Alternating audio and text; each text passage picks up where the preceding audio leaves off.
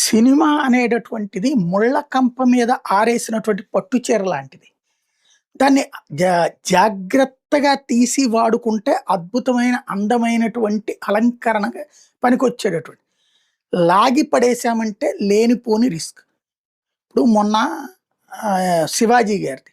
వాస్తవంగా నేను social media రెగ్యులర్‌గా అబ్జర్వ్ చేస్తుంటాను కదా! వైసీపీ వాళ్ళు ఆయన్ని మాక్సిమం విమర్శిస్తుంటారు. ఎందుకంటే ఆయన వాళ్ళని విమర్శిస్తాడు కాబట్టి.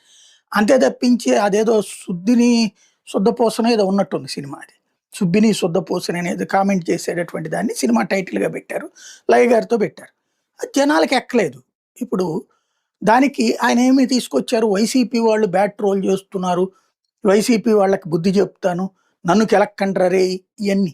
దాని ద్వారా పోనీ పబ్లిసిటీ ఏదైనా సాధించారా? ఆ సినిమాని ఎవడన్నా చూసాడా ఎగబడిపోయేసి? తెలుగుదేశం వాళ్ళు, జనసేనోళ్ళు, బీజేపీ వాళ్ళు ఏమన్నా ఎగబడిపోయి థియేటర్‌కెళ్ళి చూసొచ్చారా?